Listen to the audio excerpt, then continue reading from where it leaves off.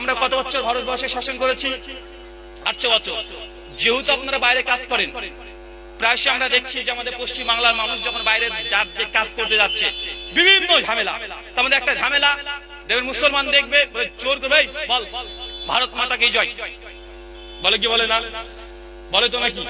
এটা তো আমাদের এখন গোটা ইন্ডিয়ায় মানে সবচেয়ে বড় মাসলা, মানে সমস্যা, সবচেয়ে বড় সমস্যা। মুসলমান দেখলেই ভারত মাতা কি জয় বল, বন্দে মাতরম বল। আমি কোন হিন্দু ভাইকে অ্যাটাক করতে যাচ্ছি না।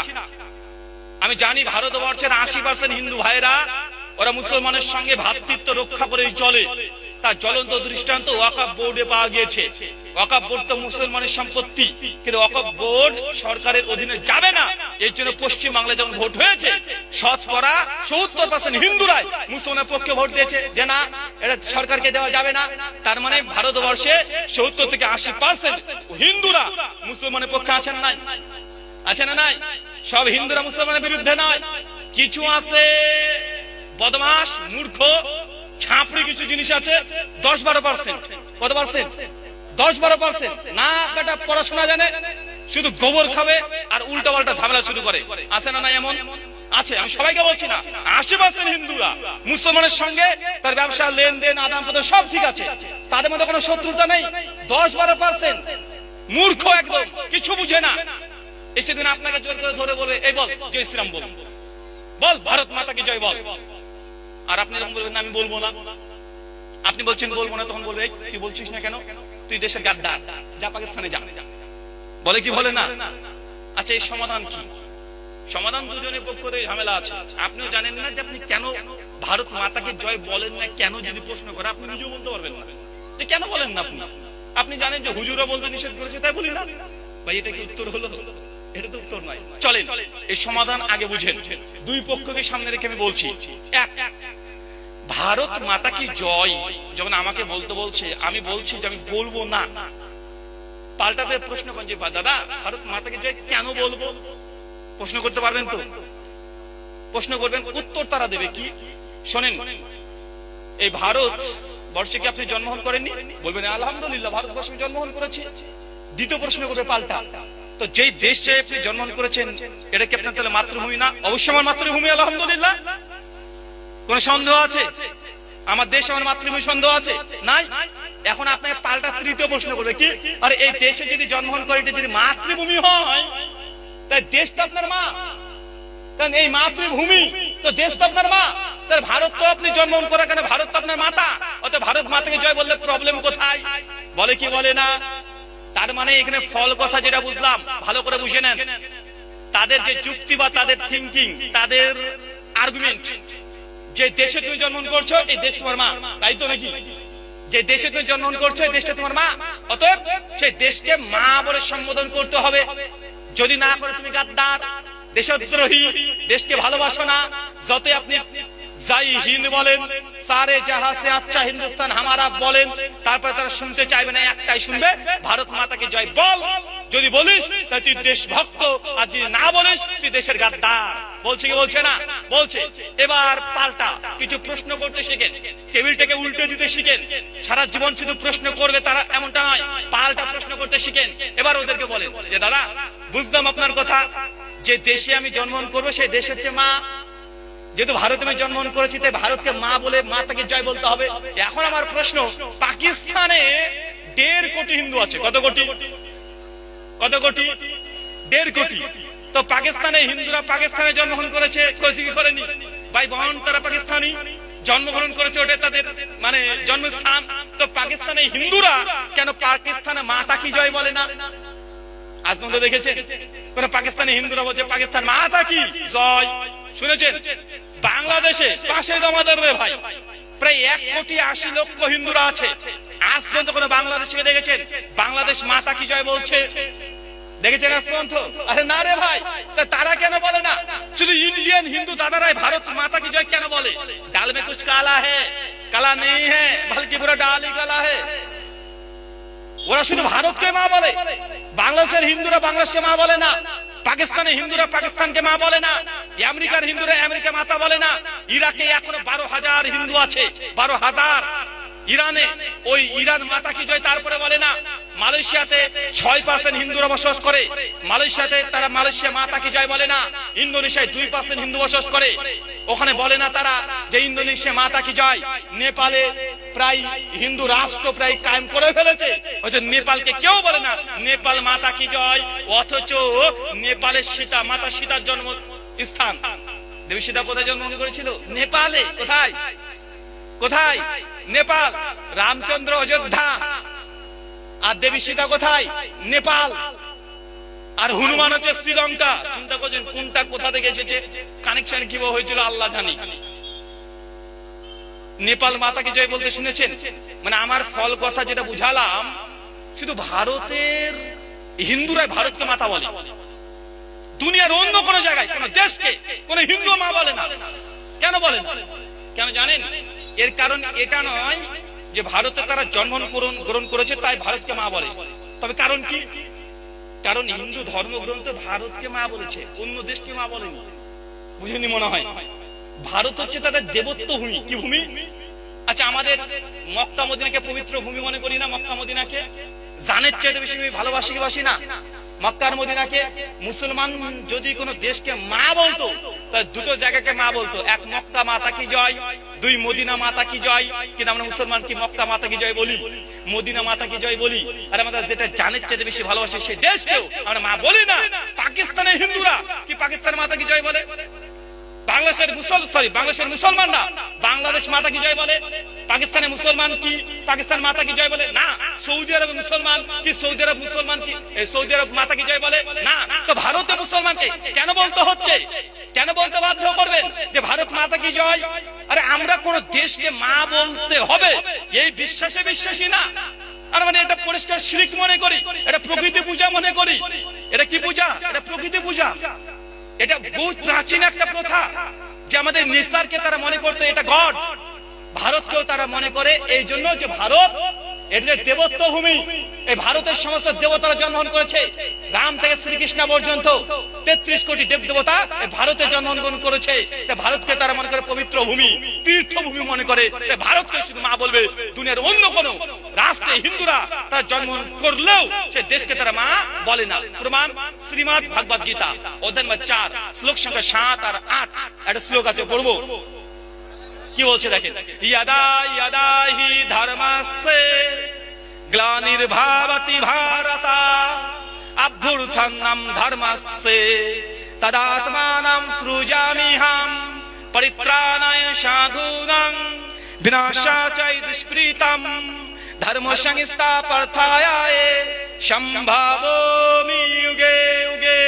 ইয়াদা ইয়াদা হি ধর্মস্যে, বাংলা মানে যখন যখন ধর্মের মধ্যে অধর্ম নেমে যায়। গ্লানির্ভাবতি ভারতা, এই গ্লানি কোথায়? ভারতা, এই ভারতে। হিন্দু দাদাদের যতগুলো অবতার কোথায় এসেছে? কোথায় এসেছে? ভারতে। ভারতের বাইরে কোন অবতার আসেনি। তাই তারা ভারতকে ধর্মীয় দিক থেকে ভারতকে মা বলে, দুনিয়ার অন্য কোন রাষ্ট্রকে জন্মভূমিকে কোন হিন্দু দাদারা ভারত অন্য দেশকে মা বলে সম্বোধন করে না। এখন আপনি বলেন, যদি পাকিস্তানের হিন্দুরা পাকিস্তানের মাতা কি জয় বলে, বাংলাদেশের হিন্দুরা যদি বাংলাদেশ মাতা কি জয় বলে, আমরা ইন্ডিয়ান মুসলমানরা বলবো ভারত মাতা কি জয়, আগে তাদেরকে বলাও। বলে কি তারা? কথা বলেন, তারা বলবে না তো। কেন? কারণ এটা তারা দেশকে ভক্তি করে ভারত মাতা বলে না। এখন আপনি গুগল করেন, লিখেন ভারত মাতা মন্দির, উত্তরপ্রদেশে ভারত মাতা মন্দির আছে রীতিমতো। ভারতের ম্যাপ, এই ম্যাপকে নিয়ে তারা দেবী দুর্গার একটা রূপ ভারত মাতা। আর এটা একটা সম্পূর্ণ একটা মানে দেবতা। লক্ষ্মী যেমন একটা দেবতা, দুর্গা যেমন একটা দেবতা, কালী যেমন একটা দেবতা, ভারত মাতা এটা একটা দেবতা। তো আমরা ভারত মাতা মানে, আপনি যদি বলেন দুর্গা মাতা কি জয়, মুসলমান বলতে পারবে? কালী মাতা কি জয় বলতে পারবেন? সরস্বতী মাতা কি জয় বলতে পারবেন না? কেন? এগুলো দেবতা। আরে ভারত মাতা এই দেশ না, এটা একটা দেবতা। আপনি এখনই গুগল করেন, ভারত মাতা মন্দির লিখেন, এখনই পেয়ে যাবেন। উত্তরপ্রদেশের 2টা মন্দির আছে, দেখবেন একদম ইন্ডিয়ান পতাকা পরে আছে, একটা নারী মূর্তি। আর বঙ্কিমচন্দ্র চট্টোপাধ্যায় উনি প্রথম 62 দিকে তিনি বন্দে মাতারাম এই গানটা গেয়েছিলেন মা কালী আর দুর্গাকে ডেডিকেট করে, মা তাদেরকে উদ্দেশ্য করে। বন্দে মাতরম বঙ্কিমচন্দ্র চট্টোপাধ্যায় তিনি প্রথম আনন্দ মঠ এই উপন্যাসের মধ্যে লিখেছেন। তার মানে ফল কথা সিদ্ধান্ত এটা ভাইজান, ভারতকে মা আমরা মুসলমানরা এই জন্য বলি না, কারণ ভারত মাতাটা দেবীর নাম। কিসের নাম? কিসের নাম? দেবীর নাম। যদি বলতে হয় জয় হিন্দ 1 কোটি বার বলবো। যদি বলে যে বলো সারে জাহাঁ সে আচ্ছা হিন্দুস্তান হামারা 1 কোটি বার বলবো। দেশের জন্য যদি আবারও প্রাণ দিতে হয় আবারও প্রাণ দিব। কিছুদিন আগে পাকিস্তানের সঙ্গে ভারতের যখন যুদ্ধ হয়েছে, ভাই বলেন তো যে আর্মি নেমেছিল সোফিয়া মুসলমান না হিন্দু? কার রক্ত? আরে মুসলমান রে ভাই। যদি আবারও যদি বহিষ্কার শত্রু যে ইসলাম এই দেশে আক্রমণ করে, জয়ী সেই আক্রমণে মুসলমান, ভাই বলেন তো আমরা কার পক্ষ নেব? ইন্ডিয়ার পক্ষে নেব। এটা 100% এটা দেখার কোনো দরকার নেই। যদি লিগ্যাল হয় 100% মুসলমান এই দেশের জন্য এর আগেও জীবন দিয়েছে। দিয়েছে কি দেয় নাই? দিয়েছে। ভারতের ইতিহাস মানে মুসলমান ইতিহাস, লজ্জা পাওয়ার কোনো জায়গা নাই। 800 বছর ভারতবর্ষে মুসলমান রাজত্ব করেছে। আমাদের মুর্শিদাবাদের হাজারদুয়ারি থেকে শুরু করে দিল্লির লাল কেল্লা, কুতুব মিনার, সবগুলো মুসলমানদের ছোঁয়া এখনো আছে না নাই? আরে এখনো আছে, লজ্জা কিসের? আরে 800 বছর রাজত্ব করেছি মানে এই দেশ আমাদের। মাত্র 2 পুরুষ 3 পুরুষ আগে চলে যান, দেখুন আপনার বাপ দাদারাই এই দেশের রাজা ছিল, তারাই বাদশা ছিল, তারাই রাজত্ব করেছে। কিন্তু আজকে দেখেন মাত্র 100 বছরের ব্যবধানে আজকে আপনি এসআইআর, ভীত সন্ত্রস্ত। আপনি দেশের নাগরিক কি নাগরিক না টেনশনে আছেন না নাই? কয়েকদিন আগে বিএলও অফিসে এমন ভাবে ঘোরাঘুরি করছিলাম হচ্ছে কিয়ামতের মাঠ। মানে পারলে বাপকে মানে পিটে কবর থেকে কাগজপত্র বের করে নিয়ে আসেন, এই 2000 সালের রিপোর্ট দে, 71-এর দলিল দে। মানে পারলে বাপকে আবার মানে অনেক ক্ষেত্রে দেখবে বাপের সঙ্গে কোনো সম্পর্ক ছিল না বেটা, বাপ কতি পড়ে আছে, বেটা কতি আছে, ভয়ে চলে এসেছে আব্বার কাছে, হাত পা ধরবো, আব্বা 71 দলিল দাও, বাপ একটু দাও। করেছেন না ভাইজান? চিন্তা করেছেন যে দেশে আমরা রাজত্ব করেছি, আমরা রাজা ছিলাম, বাচ্চা ছিলাম, আজকে ফকির। আজকে কি ফকির? 800 বছর রাজত্ব করা মোটেও কম না রে ভাই। আজকে যতগুলো কথা আসছে না যে মুসলমানরা মুঘল সময়ে তারা এই দেশকে শাসন করেছে, শাসন আজকে কোথায় রে ভাই? ভারতবর্ষে মুসলমান এসেছে 711 খ্রিস্টাব্দে। কত খ্রিস্টাব্দে? 711 খ্রিস্টাব্দে। কে এসেছে? মোহাম্মদ বিন কাসিম। মাত্র 17 বছর বয়সে এসেছিল। কত বছর বয়সে? 17 বছর বয়সে। কোথায় এসেছিল? বর্তমান পাকিস্তান। যখন অখণ্ড ভারত ছিল, পাকিস্তানের সিন্ধ একটা জায়গা আছে না, সিন্ধ দেবল বন্দরে প্রথম তিনি এসেছিলেন। ওই জায়গাতে ইসলাম তিনি কায়েম করেছিলেন। এরপরে দিল্লিতে ঢুকে, কোথায়? দিল্লি কেন্দ্রিক যেটাকে সালতানাত হিসেবে, ভারতের সালতানাত হিসেবে এখনো পরিচিত, এখনো পড়ানো হয় দিল্লি সালতানাত। কে নিয়ে এসেছিল সেই সময়? কারা এসেছিল? সুলতান মাহমুদের নাম শুনেন নাই? কি শুনেছেন? 1000 খ্রিস্টাব্দে এসেছিল, 1027 পর্যন্ত ছিল। 17 বার ভারতে তিনি এসেছেন।